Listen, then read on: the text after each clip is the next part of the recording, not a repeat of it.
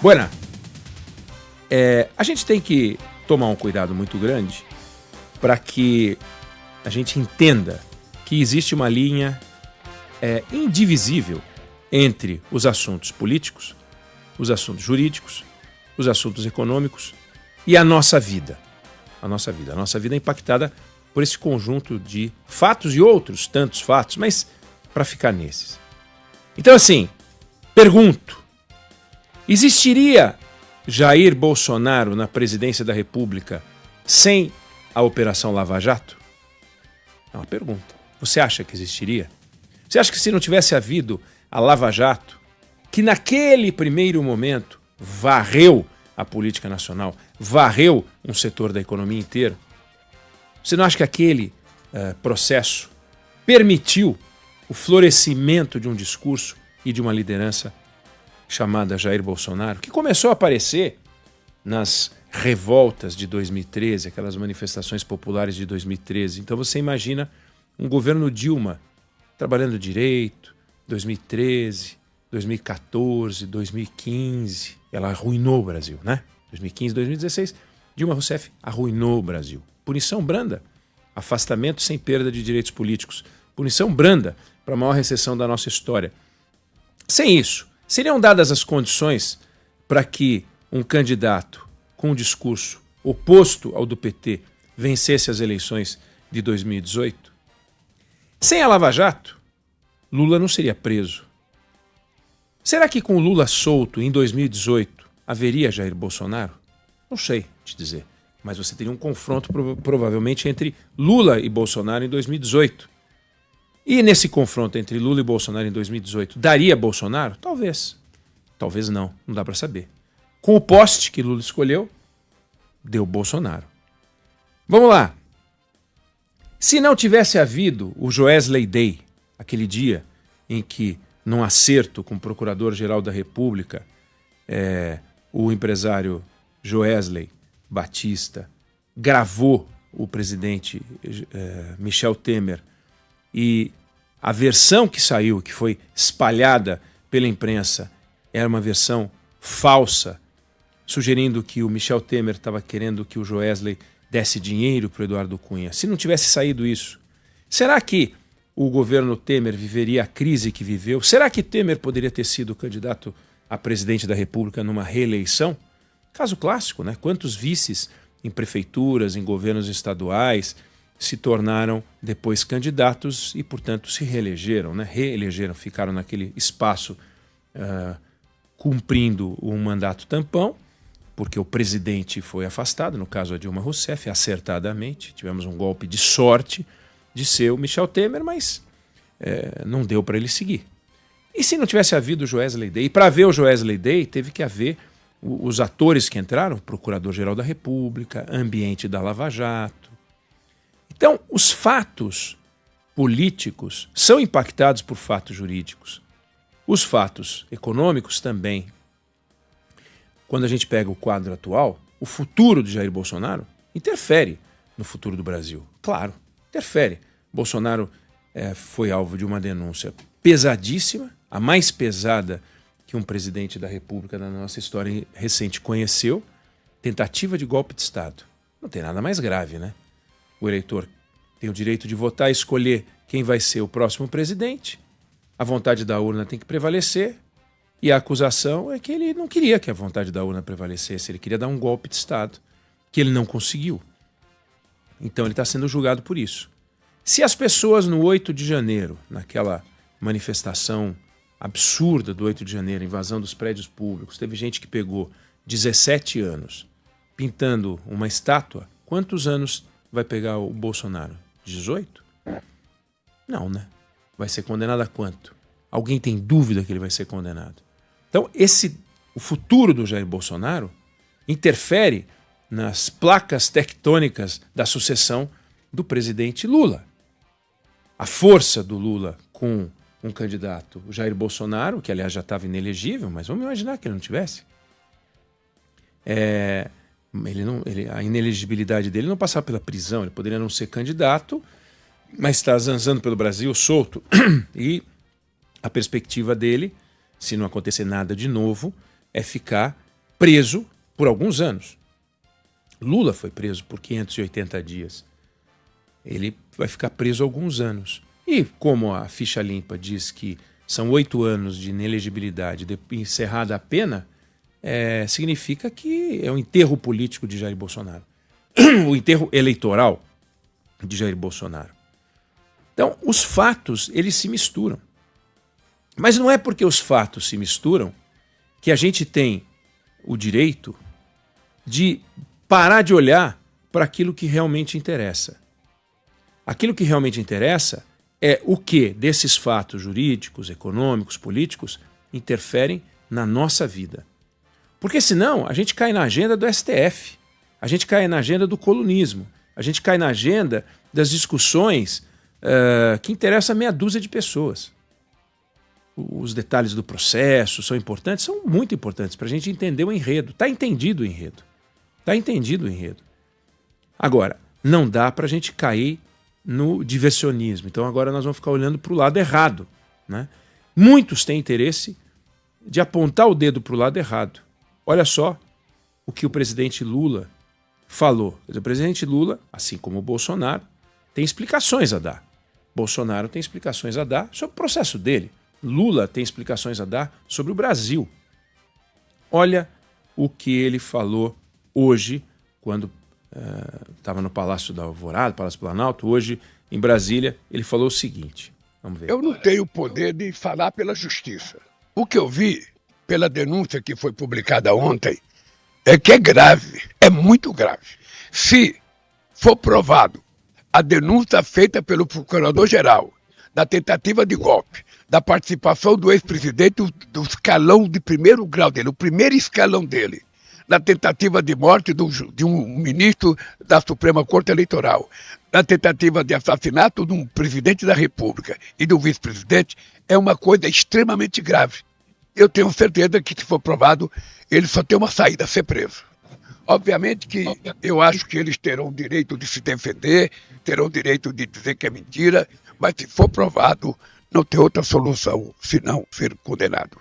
Veja, presidente da República não é candidato. Ele pode vir a ser candidato. Presidente da República tem agenda de país. Presidente da República tem agenda do Brasil. Presidente da República. Ele não governa para os petistas, ele não governa contra os bolsonaristas. E certas opiniões do presidente, por exemplo, sobre o Donald Trump, ele dá com cautela sobre os Estados Unidos. Quando ele fala da Venezuela, ele não fala com esse entusiasmo todo. Ele fala com muito cuidado, porque ele está falando de um amigo, que é o Nicolás Maduro, ele está falando de um país. Então, o presidente da República, nessa fala, ele mergulha numa análise jurídica de algo que ele não tem o direito de falar. Tem, né? Direito, todo mundo tem o direito de falar sobre o que quiser. Mas como presidente da República, ele deveria pensar que talvez uma resposta mais prudente fosse: eu sou presidente da República do país, esse é um assunto de outro poder, diz respeito a um político que é meu adversário, não ficaria bem eu tecer comentários sobre isso, mas ele continuou. Eles nem foram julgados, eles já estão pedindo anistia, ou seja, eles estão dizendo que são culpados. Só pelo fato deles pedir anistia antes de ser julgado, eles merecem ser condenados. Ora, se o cidadão está sendo acusado, ele não pode ficar pedindo perdão antes de ser julgado. Ele tem que primeiro provar que é inocente. Ele tem que juntar prova, tem que ter advogado para juntar prova. Ora, eles estão com medo de ser condenados, eles querem pedir anistia antes de ser julgado, isso não existe. Presidente da República, que conheceu um processo, que foi alvo de uma denúncia, que foi condenado em primeira instância, em segunda instância, em terceira instância, ficou 580 dias preso, se sente à vontade para analisar um processo que sequer foi aceito pelo Poder Judiciário. Jair Bolsonaro ainda nem réu é. Óbvio que será réu. E duvido que tenha alguém que acredite que ele não será condenado. Mas, de novo, cabe ao presidente da República tecer comentários dessa gravidade? Só o fato dele pedir anistia já significa que ele é condenado, que ele é culpado? Faz sentido mergulhar nesse ponto com uma agenda de discussões que ele tem que enfrentar sobre o Brasil? Mas ele continuou. Porque ele age como se ele fosse o dono. Ah, se eu não puder fazer uma coisa, vai ser minha mulher que vai fazer. Ah, se eu não puder fazer meu filho. Ah, se eu não puder fazer meu neto. Como se fosse uma monarquia. Como se fosse, sabe, uma coisa hierárquica que ele não só quer para ele, mas ele quer uma questão hereditária. Tá, e qual é o problema? Deixa o Jair Bolsonaro falar o que ele quiser. Quem está com a bucha na mão é o Jair Bolsonaro. O Lula conheceu a bucha. E falava, os advogados dele falavam, e ele ficava inconformado que ninguém ouvia. Ele ficava inconformado que o ambiente era de condenação. Ele ficava inconformado e ficou inconformado porque ele foi condenado, foi preso. Então, na condição de ex-condenado, ele sabe o que significa viver o que o Bolsonaro está vivendo. E eu não estou dizendo que Bolsonaro merece um respeito, tentou dar um golpe, a acusação é muito pesada, né? Mas o ponto que eu quero destacar é que, ainda que as linhas sejam indivisíveis, ainda que os assuntos econômicos, os assuntos sociais, os assuntos políticos e os assuntos jurídicos interfiram no nosso dia a dia, nós não podemos permitir que os nossos governantes, que o nosso presidente da República conduza a conversa para onde ele quer, querendo apontar o problema do Brasil como sendo o Jair Bolsonaro. Jair Bolsonaro era o personagem central e tinha que dar as explicações entre 2019 e 2022 para o Brasil. A partir de agora, ele tem que dar as explicações para o Supremo Tribunal Federal, não para o Brasil. Quem tem que dar explicações para o Brasil é o presidente Luiz Inácio Lula da Silva, que não tem que dar satisfações para o Alexandre de Moraes, tem que dar satisfações para nós.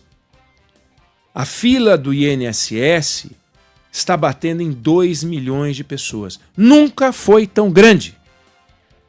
É uma barbaridade que 2 milhões de pessoas não tenham, por parte do governo, uma resposta a um pleito, a um pedido de um direito. Pode ser um direito que ele não merece receber e tal, mas então negue. Mas resolva. A fila só aumenta. E o presidente Lula se comportando como se fosse um observador de seu governo, sem que ele seja, na verdade, o responsável pela solução. Está aí um Bolsa Família que custa 170 bilhões de reais. E ontem o Sandro Badaró deu aqui a notícia, que tinha sido publicada na imprensa, de que em 22% dos municípios, é isso, Sandro?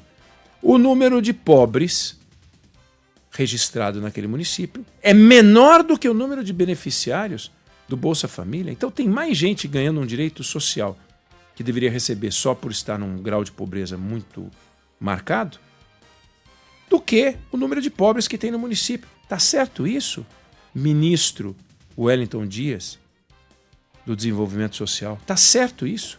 Criar um programa de distribuição de quentinhas que assessores e ex-assessores do PT, de deputados políticos do PT, pegam para criar ONGs para distribuir as quentinhas e não entregam as quentinhas? Tá certo isso? E daí eles cancelam só as ONGs, que a imprensa descobriu. É razoável a gente ver os juros a 15%, resultado natural de um movimento do Banco Central em resposta ao desajuste fiscal. Insisto, só os apaixonados pelo presidente Lula e pelo governo conseguem enxergar um céu de brigadeiro, um momento extraordinário, algo maravilhoso nesse momento. Só os apaixonados pelo governo. Qualquer pessoa que faz conta e consegue acertar o resultado, do tipo 2 mais 2 dando 4, percebe que o quadro é preocupante. E aí, o presidente Lula fica falando e dando explicações e fazendo seus movimentos de candidato, vendo os números das pesquisas irem de mal a pior, tentando reagir, apontando o dedo para o Jair Bolsonaro, apontando o dedo para o preço do ovo, apontando o dedo para o preço da carne. Então o preço do ovo é culpa do exportador, o preço da carne é culpa do pecuarista. Nada é culpa do governo. Nada é culpa do governo. A gasolina é culpa do atravessador. Ele se saiu com essa na semana passada. Os atravessadores Porque a gasolina dobra de preço quando sai da Petrobras. Nós mostramos aqui. Na verdade, a gasolina triplica de preço quando sai da Petrobras.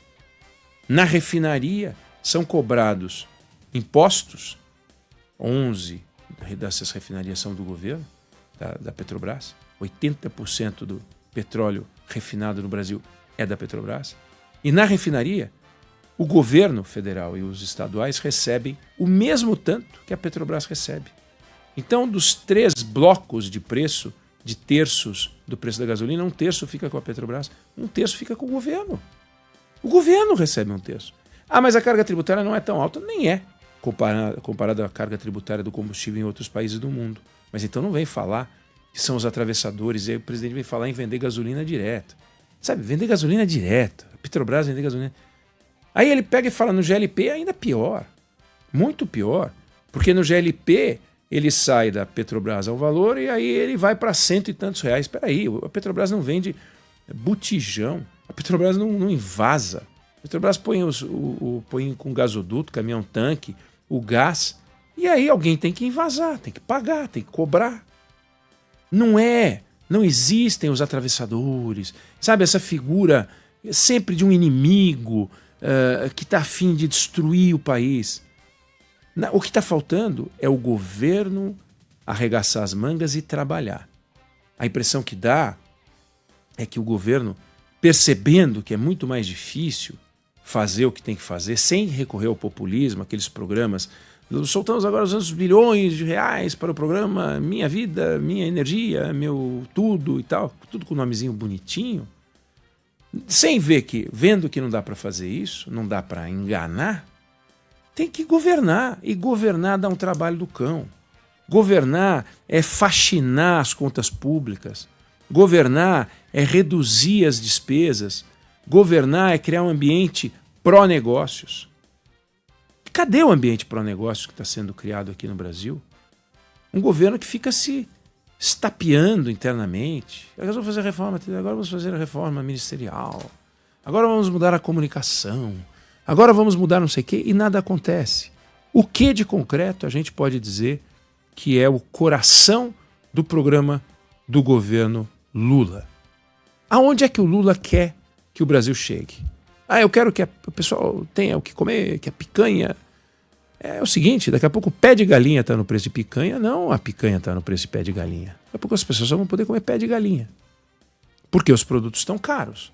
Aí o governo quer dizer que tem algum malandro que está criando os preços, inflando os preços artificialmente. E a lei da oferta e da procura? E os custos de produção? E a estiagem? Como é que funciona? Então, os problemas nacionais, eles não são o Bolsonaro.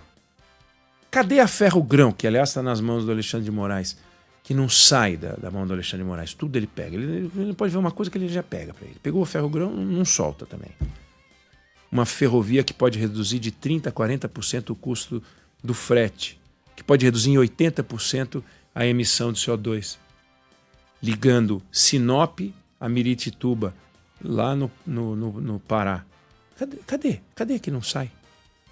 Então, esses são os problemas reais.